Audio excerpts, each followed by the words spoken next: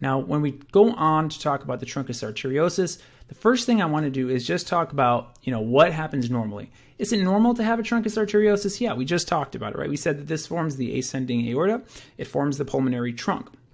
Now, how does this happen? We have neural crest cell migration from the hindbrain. Okay, and you might be saying, okay, Dr. R, do I really have to know all this stuff? And like I said, there are certain things in terms of the mechanisms that I think you should know. Okay, I think mechanisms are very high yield, and this is an example of that. You have to know this mechanism because there's two major diseases or pathologies that stem from it. Okay, and so I would know that there's neural crest cells involved in this process. They migrate to form an aorticopulmonary septum. Okay, and essentially this septum is helping to divide the two structures that are in the name, the aorta and pulmonary trunk. Specifically, the aorticopulmonary septum is going to divide the aorta and the pulmonary artery. Okay, so they're separated by the septum. So that's the first thing, right? They're separated by the aorticopulmonary septum, and they have to undergo a spiral formation so that the aorta and the pulmonary trunk get to the right location. Now remember, physiologically, I have my right ventricle, and that's going to pump deoxygenated blood through the pulmonary artery to the lungs. So just remember, physiologically, and we're going to do this very simple here, I have my right ventricle, it's got deoxygenated blood, it's going to send blood to the pulmonary artery. And eventually, that blood is going to go to the lungs. Okay, and at the lungs, we're going to get oxygen coming in, and that blood is going to leave through the pulmonary vein, and that blood is going to go eventually to the left atrium, and eventually to the left ventricle, and eventually through the aorta. Okay, so that's the concept, just very simple. Now, the idea here is if I have this spiral formation, I can get the pulmonary artery in the right spot, I can get the aorta in the right spot. If I don't have spiral formation, something bad is going to happen, right? And so these two pathologies down here are describing that very process. So the first one is the persistent truncus arteriosus. So it's like the name says, the original structure has never been partitioned, or it's an incomplete partition between the aorta and the pulmonary artery. So instead of having two different structures, I just have one big structure that's taking all of the blood. So the blood from the right ventricle as well as the blood from the left ventricle are both going in to this single structure that is the aorta and the pulmonary artery. Okay, so you can see that here. The aorta and pulmonary artery are getting the blood that's oxygenated as well as deoxygenated.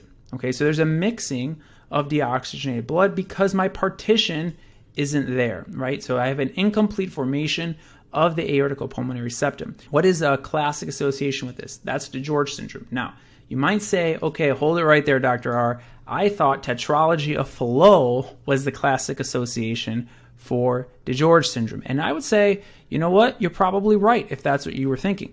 Because my number one association in terms of cyanotic congenital heart defects with DeGeorge syndrome would be tetralogy of Fallot. That would be number one. However, if you really want to, start to dig a little deeper, dig your heels in the dirt a little bit, then I would say the second most high yield association would be persistent truncus arteriosus. Okay, so that's something to remember. It's sometimes asked about with DeGeorge syndrome. What are some features of DeGeorge syndrome? Okay, the big one, hypocalcemia. So remember, in a board question, sometimes they're not going to tell you that the patient has hypocalcemia, so you have to know, some of the things that you might be looking for, like tetany, for example, Chvostek sign, Trousseau sign, right? Those are all very classic. Facial deformities would be also very classic.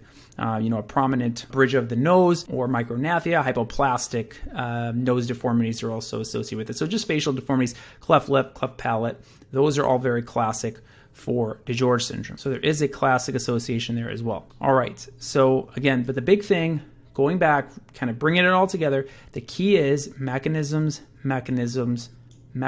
right? That's what you really want to know. Now, when we go on to talk about transposition of great vessels, what are we talking about?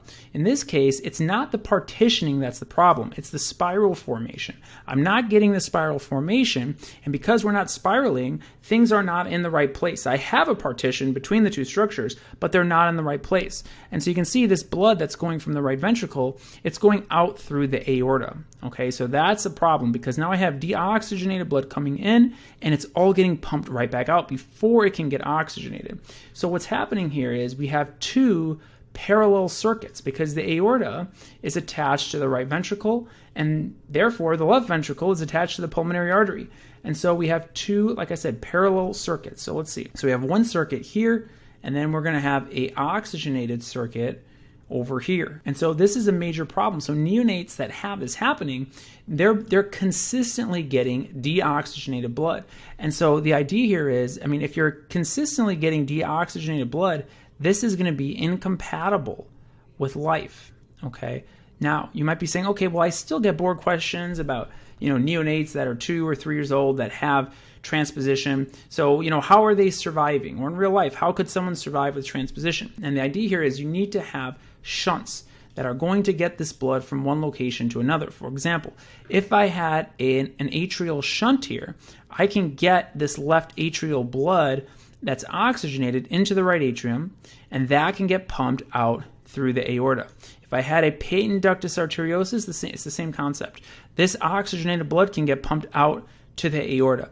You need some kind of shunt so that this oxygenated blood can get into this circulation. Okay, so that's how these patients can survive. And so you can imagine if you have a newborn that has transposition of the great vessels, you want to do something to keep a channel open so that oxygenated blood can get into the deoxygenated circuit. And how would you do that? Well, remember that the patent, let me erase some of this, the ductus arteriosus usually closes between the first 3 days of life. Now, if I can keep that ductus arteriosus patent, or if I can keep it open, these patients can still get oxygenation into this deoxygenated circuit. Okay, so I can give them certain medications, like prostaglandins, for example, to keep that open. And we'll talk more about that in a future video. And this is very classically associated with mothers that either have diabetes or gestational diabetes.